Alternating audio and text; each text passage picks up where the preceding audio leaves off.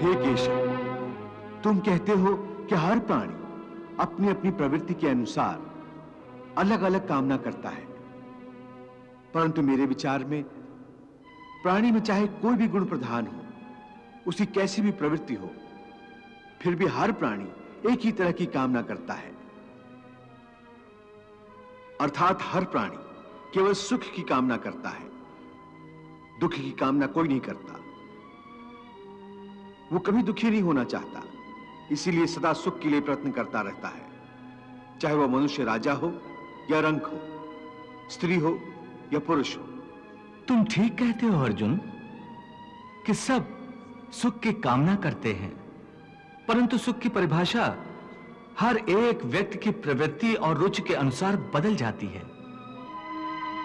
एक साधु पुरुष को दूसरे को सुख देकर सुख मिलता है, दूसरे की सहायता करके वो खुश होता है, और एक नीच प्रवृत्ति वाला मनुष्य किसी को दुख देकर सुखी होता है।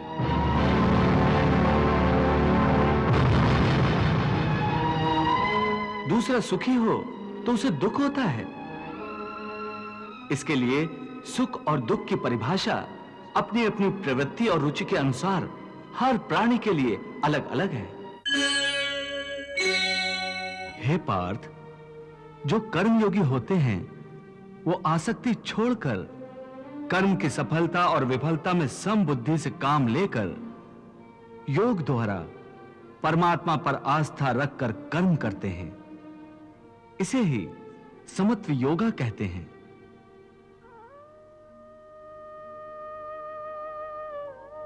हे पार्थ, ईश्वर को समर्पण करने की भावना से किया हुआ कर्म फल प्राप्ति की कामना से किए हुए कर्म से कई गुना अधिक श्रेष्ठ है।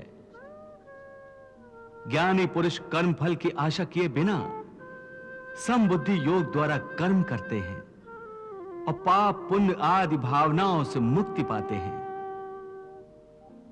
पार्थ, तुम भी ऐसी भावनाओं से मुक्त हो जाओगे जब तुम समबुद्धि कर्म का आचरण करोगे। योगस्था कुरु कर्माणि संगम त्यक्त्वा धनंजय सिद्धि असिद्ध्यो समो भूत्वा समत्वम योग उच्यते। पार्थ, एक बात ध्यान में रखो, फल की वासना से फल पर ही दृष्टि रखकर कर्म करने वाला सकाम मनुष्य उत्तम कर्म करने पर भी कर्मयोगी नहीं हो सकता। ऐसे मनुष्य को ख्याति आदि लाभ प्राप्त हो सकते हैं, किंतु उसे परमात्मा और शांति प्राप्त नहीं हो सकती।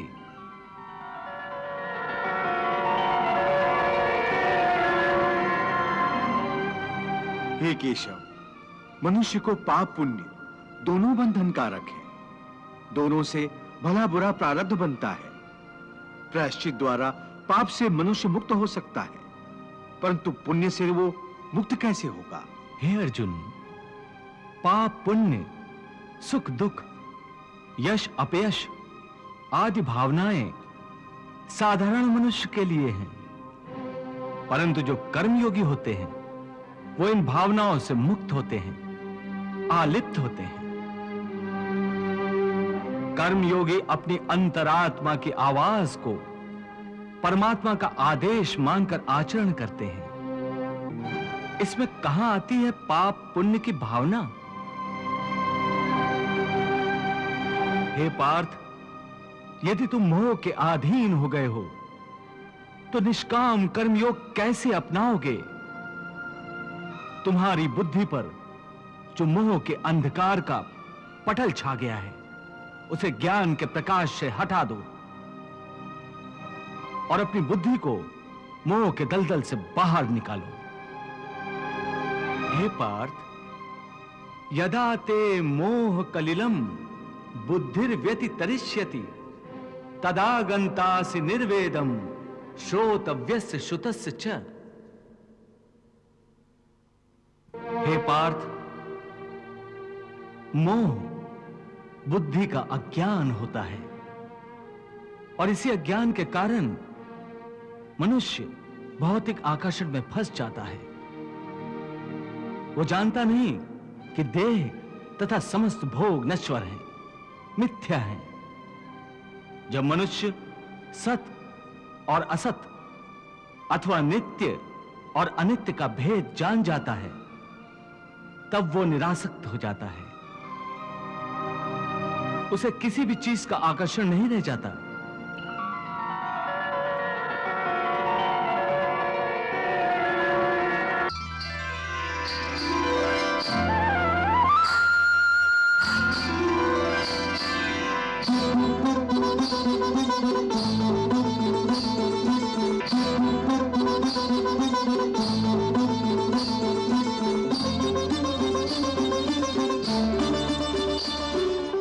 इसका दूसरा अर्थ है मोह का त्याग करना, तथा मोह का लोप होने पर मनुष्य किसी भी प्रकार से किसी भी वस्तु की ओर आकर्षित नहीं होता। हे पार्थ, यथार्थ ज्ञान की प्राप्ति होने के बाद मोह का त्याग होता है। आत्मिक योग बल में वृद्धि हो जाती है। योग बल के कारण मन स्थिर हो जाता है।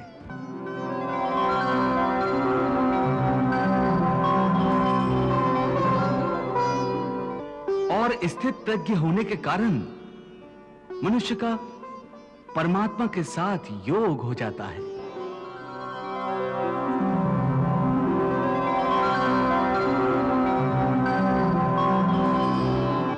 पार्थ, तुम भी आत्मिक योग बल द्वारा अपनी अंतरात्मा में झांक कर परमात्मा को देखने का प्रयास करो।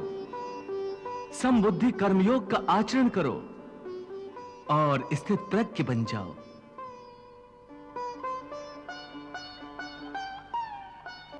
हे मधुसूदन, ये स्थित प्रज्ञ क्या होता है, इसे समझाओ। पार्थ, दुख भोगते हुए भी जिसके मन में उद्वेग नहीं होता और न ही जो सुख की लालसा रखता है, तथा जिसके हृदय में क्रोध, मोह, भय आदि विकारों के लिए कोई स्थान नहीं होता, वो मनुष्य स्थित प्रज्ञ है। दुखेषु अनुद्विग्न मनाः सुखेषु विगत स्पृहा वीतराग भय क्रोधा स्थित धीः मुनिरुच्यते। समझा कर मुझको कहो हे केशव सर्वज्ञ, भाषण आसन चलन में कैसा है स्थित प्रज्ञ, कैसा है स्थित प्रज्ञ। पूर्ण मनोकामनाएं मन से जो तज डाले, रहे संतुष्ट सदा आत्म विलास में।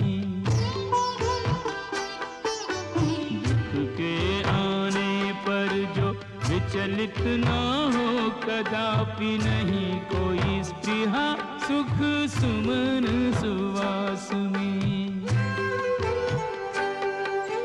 राग है न द्वेष जहाँ मोह नेह शेष, नहीं लेश मात्र अस्थिरता जिसके आभास में।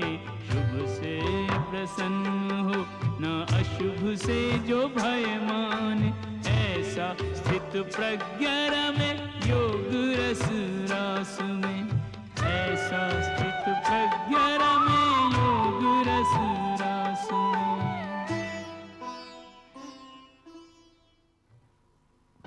हे पार्थ, स्थित प्रज्ञ महापुरुष सुख दुख प्रत्येक अवस्था में आत्मिक शांति प्राप्त कर लेता है।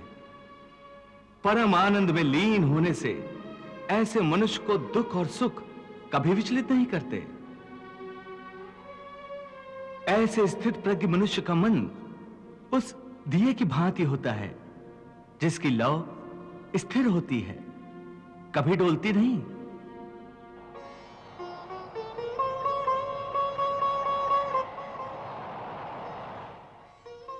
प्रभु, दिए की लौ अधिक समय तक अचल और अडोल तो रहती नहीं। वो हवा के हल्के से झोंके से भी तड़पने लगती है।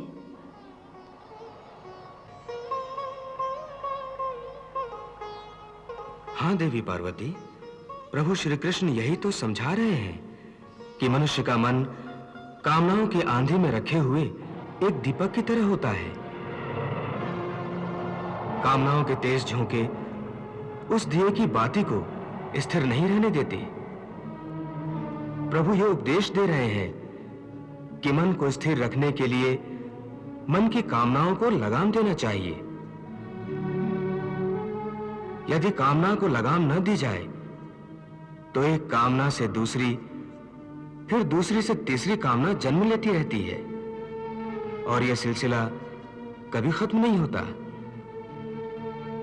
जैसे जब किसी व्यक्ति के पास घर न हो तो वो मनुष्य एक झोपड़ा की कामना करता है।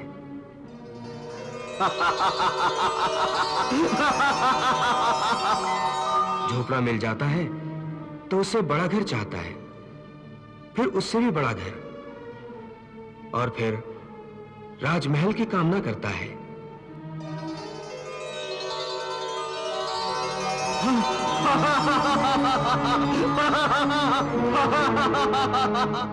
उसकी एक ही कामना असीम रूप लेकर बढ़ती रहती है। तो फिर मनुष्य इन कामनाओं को कैसे लगाम दे सकता है? इसका सही और सरल उपाय यह है कि मनुष्य मन में संतोष पैदा करे। जहां जिस अवस्था में, जिस क्षण में उसे संतोष प्राप्त हो जाए, वहीं उसी क्षण में प्राणी सुखी और शांत हो जाएगा। हे कृष्ण, तुम कहते हो कि स्थिर प्रज्ञ बनने के लिए मन के दिए की ज्योत को स्थिर रखो, अर्थात मन को इधर उधर डोलने न दो। इसका अर्थ यह हुआ कि कर्म करते समय मन की जगह बुद्धि की बात मानो, मन को बुद्धि के अधीन रखो, यही ना?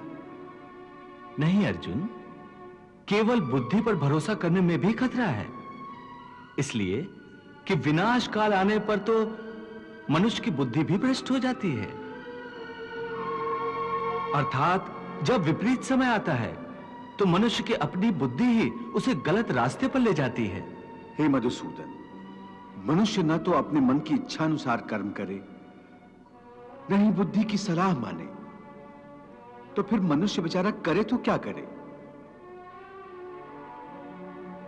ऐसी स्थिति में अपनी प्रवृत्ति के विरुद्ध कोई कैसे जीवन व्यतीत करेगा?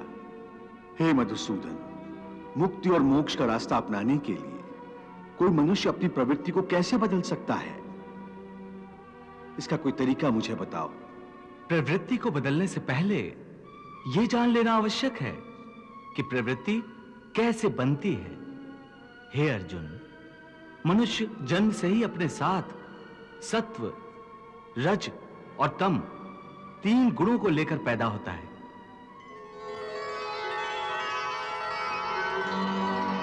इस सृष्टि की रचना इन्हीं तीन गुणों के आधार पर की गई है।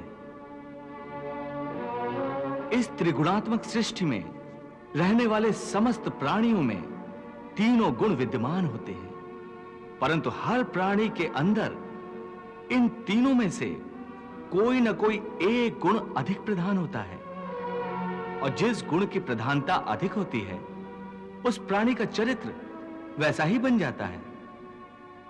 रजोगुण प्रधान पुरुष को ऐश्वर्य, ठाट बाट और राजपाट की लालसा होती है।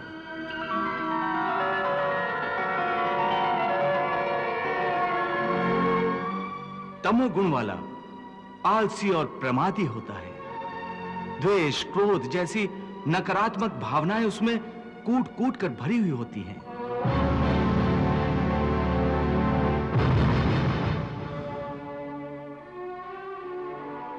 और सत्व गुण वाला? सत्व गुण ही उत्तम गुण है। सात्विक मनुष्य सीधा और सच्चा होता है। वैसे तो हर मनुष्य के स्वभाव में ये तीनों गुण कुछ न कुछ मात्रा में होते हैं, परंतु जिस मनुष्य में जो गुण प्रधान होता है वो वैसा ही हो जाता है।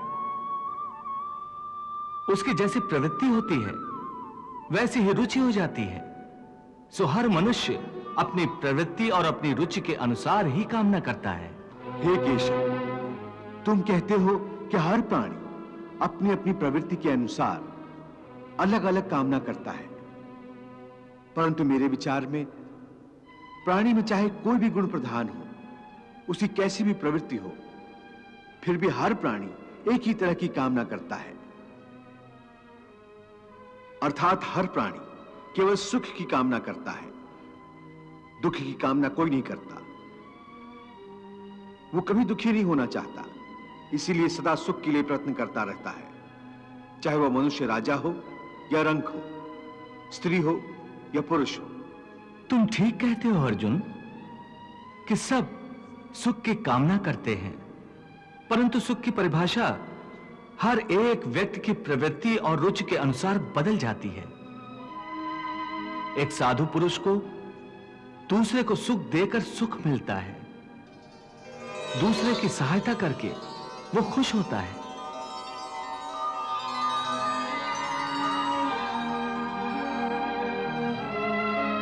और एक नीच प्रवृत्ति वाला मनुष्य किसी को दुख देकर सुखी होता है।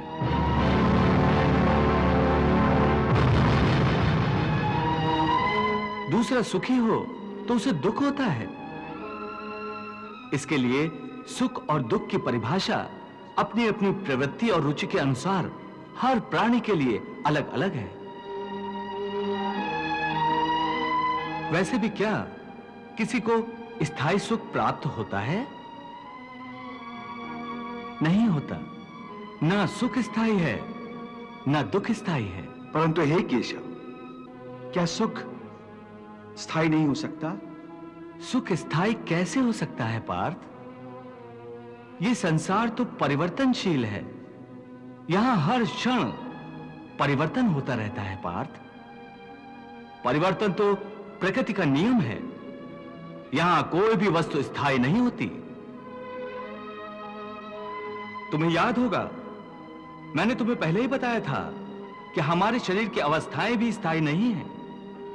फिर सुख और दुख कैसे स्थायी हो सकता है? इसका अर्थ है कि सुख के साथ साथ मनुष्य को दुख भी भोगना पड़ता है। हां पार्थ, सुख और दुख एक ही चक्र के दो अर्ध भागों की भांति है।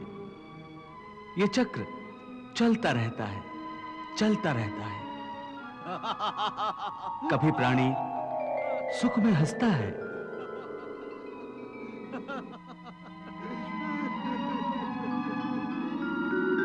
वही प्राणी दुख में रोता और बिलखता है। परंतु काल चक्र कभी नहीं रुकता। सुख दुख का यह चक्र चलता ही रहता है।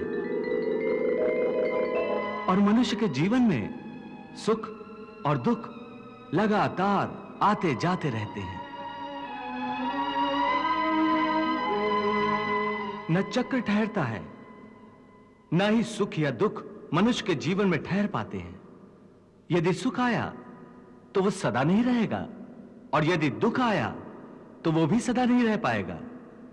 देवी, प्रभु की दिव्य वाणी के रूप में आज समस्त मानव जाति के लिए एक नए अध्याय की रचना हो रही है। प्रभु कितने आसान और प्रभावशाली शब्दों में जीवन के भेदों को समझा रहे हैं।